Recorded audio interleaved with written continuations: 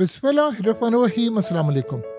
दुनिया में सबका ध्यान इस तरफ है कि अमेरिका ने ईरान की न्यूक्लियर फैसिलिटीज़ को तबाह किया और बड़े तबाहकुन तरीके से उसने उड़ा दिया, लेकिन किसी का ध्यान इस चीज़ पर नहीं जा रहा जो आज असल में ईरान ने इजराइल की तबाही की है। उसका आप और हम अंदाज़ा भी नहीं लगा सकते कि आज उन्होंने क्या तबाही की है। ईरान ने इजराइल की सबसे अहम तरीन चीज़, एक तो बेन गुरियन एयरपोर्ट पर उन्होंने हमला किया, जो तबाही मचाई वो भी सब आपने देखी, लेकिन असल चीज़ है जो ईरान ने इजराइल की top secret biological weapon centre को उड़ा दिया है। ये बेसिकली नेस ज़ायना में है, 20 किलोमीटर तल अवीव से दूर है, इसको उड़ाया है। अब आप सोचेंगे कि इसमें ऐसी कौन सी बात है कि ये ईरान की न्यूक्लियर फैसिलिटीज़ के मुकाबले में उसको उड़ाया। देखिए, पहली बात ये है कि न्यूक्लियर फैसिलिटीज़ की जो लड़ाई है वो तो एक तीसरी जंग अज़ीम में बदलने जा रही है। जैसे ईरान ने स्टेट ऑफ हॉर्मस अब बंद करने का फैसला किया है। जब स्टेट ऑफ हॉर्मस बंद करेंगे अपनाए हॉर्म, तो उसके बाद तो आप देखेंगे कि पूरी दुनिया के अंदर एक तबाही होगी, जंग होगी, पूरी दुनिया बर्बाद होगी, और ये तो एक बड़ी लड़ाई होने जा रही है। लेकिन इस सूरत हाल में जो आज हमला किया है, इस पर किसी का ध्यान ही नहीं जा रहा है। ये क्या है, ये सेंटर है क्या? बेसिकली ये एक ऐसा सेंटर है कि जहां पर ईरान कहता है कि बायोलॉजिकल और कीमियाई हथियार यहाँ पर बनाए जाते हैं और यहाँ पर मिलिट्री रिसर्च उनकी होती थी, यानी पूरी तरह, यानी हथियारों की और हर चीज़ों की जो मिलिट्री रिसर्च होती थी उसके डिज़ाइन बनाए जाते थे, चीज़ों की और सब चीज़ें थी। ये बहुत बड़ा रिसर्च सेंटर था और यहाँ पर बड़े तजर्बे होते थे और बड़ा कुछ यहाँ से निकल कर आता था।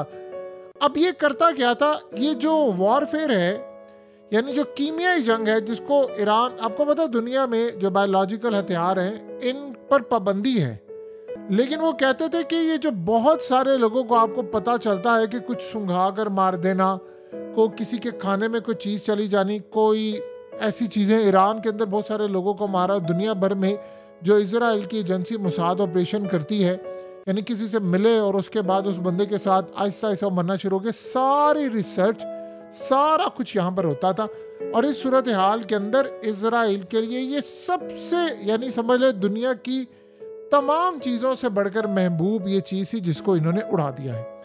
अब सूरत हाल ये है कि इजराइल कहता है नहीं जी, ये तो सिर्फ बायोलॉजिकल रिसर्च सेंटर था, लेकिन ईरान कहता है कि हमने उस चीज़ को उड़ाया है जिसमें ये पूरी दुनिया के अंदर किसी को भी मार सकते हैं दूर बैठे हुए।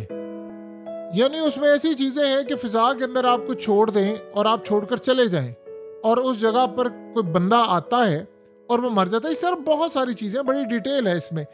अब सूरत हाल ये है कि उन्होंने कहा कि ये असल में एक ऐसी चीज़ को हमने टारगेट किया है जो इसराइल की कमर जिसने तोड़ कर रखती है और उनके लिए बड़ा खतरनाक है। जैसे उन्होंने एक इंस्टीट्यूट को टारगेट किया था जो तकरीबन 90 साल से चल रहा था। अब ये जो सूरत हाल है, ये क्या चीज़ है और ये कितनी खतरनाक है, इस पर किसी का ध्यान क्यों नहीं जा रहा? देखिए, सबसे पहले तो आप ये समझ लें कि ये जो ख़ास तौर पर काम करता है, ये इतना ख़तरनाक है, बायोलॉजिकल और कीमियाई हथियार वगैरह ये सारा कुछ बनाते हैं, जिससे होता ये है कि पूरी दुनिया के अंदर इनका डंका बजता है, किसी को कहीं पर भी टपका सकते हैं। सो इस सूरत हाल के अंदर ईरान ने जो इसको तबाह किया, पहले तो उनको इस जगह का पता कैसे चला, इसके सारा कुछ यहाँ पर होता है। और ये कहते हैं कि इजराइल ने जो न्यूक्लियर साइंटिस्ट मारे हैं, ख़ास तौर पर वो इन्हीं तरह के यहाँ से कुछ जहर निकालते थे और जहर फिजा में छोड़ना या किसी तक पहुँचा देना और वो मारे जाते थे।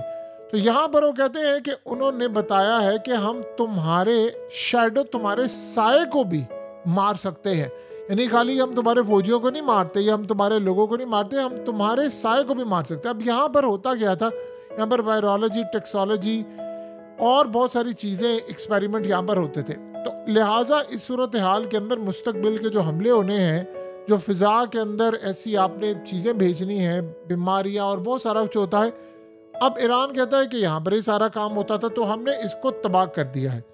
अब यहाँ सबसे बड़ी बात यह है कि ईरान ने इसको हिट किया है और वो जाकर हिट हो गया है, और उससे भी बड़ी बात यह है यहाँ कितने उनके लोग मारे गए हैं, कितनी बड़ी रिसर्च मारी गई है, कितने अहम तरीन लोग यहाँ पर मौजूद थे, वो सारे मारे गए हैं। लेकिन जो हालात बता रहे हैं वो इस वक्त इजराइल का इंटेलिजेंस फेलियर हुआ है बहुत बड़ा।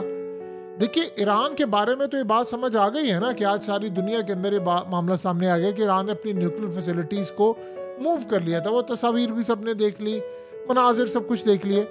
असल मसला ये है कि ईरान ने अपनी न्यूक्लियर फैसिलिटीज़ को मूव किया। रशिया ने भी यही ऐलान किया है कि वो खाली यानी न्यूक्लियर फैसिलिटीज़ थी, वहाँ से जो एटमी हथियार यानी न्यूक्लियर का जो मवाद था वो सारे का सारा वो पहले मुंतकिल कर चुके थे। लेकिन मसला ये है कि उस सारी कार्रवाई के अंदर ये अहम तरीन मामला यहाँ पर ख़त्म हो गया है। यानी जिन चीज़ों से उन्होंने ऐसे कीमियाई हथियार बनाने थे कि आप किसी भी बंदे को दुनिया के अंदर कुछ भी जगह पर यानी कई किलोमीटर दूर आप फिजा में कोई ऐसी चीज़ भेजे जो वो सूंघे या उस तक पहुँचे और बीमार और मर जाए, और ऐसी तमाम चीज़ें यहाँ पर बनाई जाती हैं। सो यहाँ पर इस वक्त आपको पता है रूस पर भी इल्ज़ाम लगता रहा, रूस या अमेरिका पर इल्ज़ाम लगा, दुनिया सारी एक दूसरे पर इल्ज़ाम लगाती है कि वो जंगों में ऐसे तरीक़ाकार इस्तेमाल करते हैं। और ये जो न्यूक्लियर साइंटिस्ट मारे गए उनमें बहुत सारे साइंटिस्ट इसी तरह मारे गए थे कि यहाँ से बनने वाला मवाद जाता था और वहाँ पर जाकर इस्तेमाल होता था और वो मारे जाते थे और पता भी किसी को नहीं चलता था। ईरान ने इसको तबाह किया। उसके अलावा इसराइल ने ये एडमिट किया है कि हमारी बेन गुरियन एयरपोर्ट को भी तबाह किया है। देखिए जो आज तबाही हुई है वो तिल अबीब और दीगर जगहों पर आप सब ने मनाजिर देखे हैं और वो बहुत बड़ी तबाही थी, लेकिन इस पर किसी का ध्यान नहीं जा रहा कि ये कितनी अहम थी। और इस वक्त हालत ये हो चुकी है कि ईरान ने जो फैसला किया है वो लड़ाई बहुत बड़ी लड़ने वाले हैं, बहुत बड़ी लड़ाई लड़ने वाले हैं। देखिए ऑलरेडी रूस ने आपको पता है कि ऐलान कर दिया है कि ईरान को कई ममालिक अपने न्यूक्लियर वारहेड देने के लिए जा रहे हैं। उसका ये मतलब है कि ईरान एटमी ताकत बन जाएगा। उन्होंने क्लियरली कहा है कि अमेरिका का अटैक फेल हुआ है और अमेरिका जिस तरह अटैक करना चाहता था उस तरह उसको अटैक में कामयाबी नहीं मिली।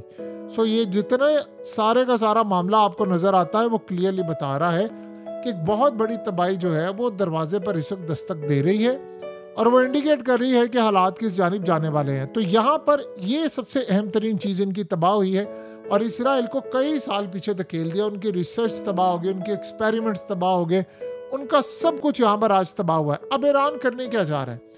देखिए ईरान दो काम करने जा रहा है। एक तो स्टेट ऑफ हॉर्मस वो आपको पता है कि वो बंद करें, इसके बाद तेल की सप्लाई और सारी चीज़ें वो तो आसमान पर जाने वाली, उससे इकॉनमी को कितना असर पड़ेगा, ट्रिलियंस ऑफ डॉलर का नुकसान होगा स्टॉक मार्केट में, तेल की कीमतें ऊपर जाएंगी और कई ममालिक में ब्लैकआउट हो जाएगा। ये बात आप ज़हन में रखिएगा। ये खाली ऐसा नहीं है कि अमेरिका मुतासिर होगा, पूरा वर्ल्ड से मुतासिर होने जा रहा है क्योंकि तेल की कीमतें आसमान पर चली जाएंगी और जब तेल की कीमतें आसमान पर जाएंगी तो आपको पता है कि उसके बाद हर चीज़ महंगी होती है। तो सारा ब्लेम किस पर आएगा? इसराइल पर और अमेरिका पर आएगा।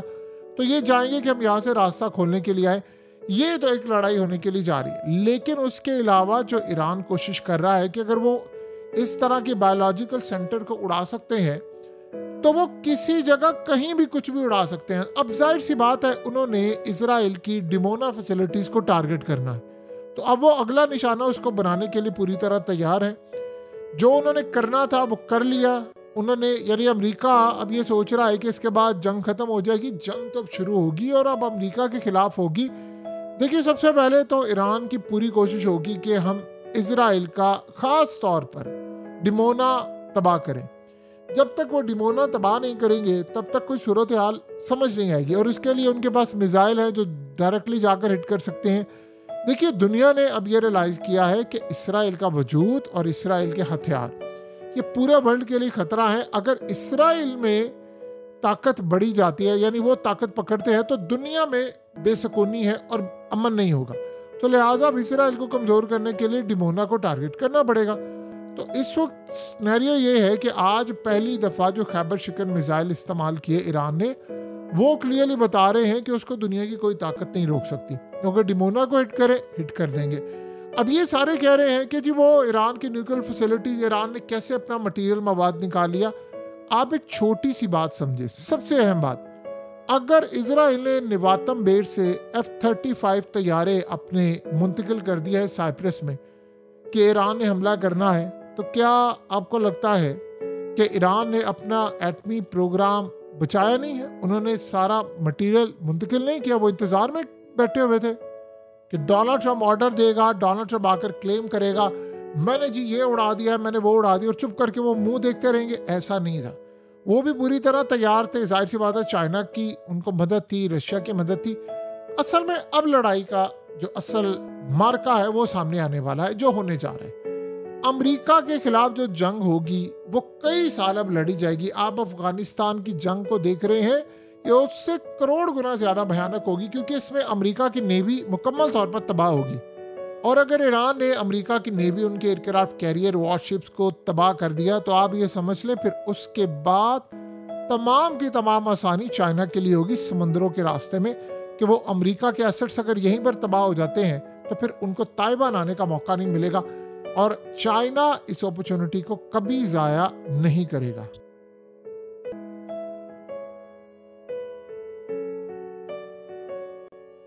हकीकत टीवी को सब्सक्राइब करना मत भूलें, वीडियो को लाइक करें, शेयर करें और कमेंट सेक्शन में अपनी राय का इजहार ज़रूर करें।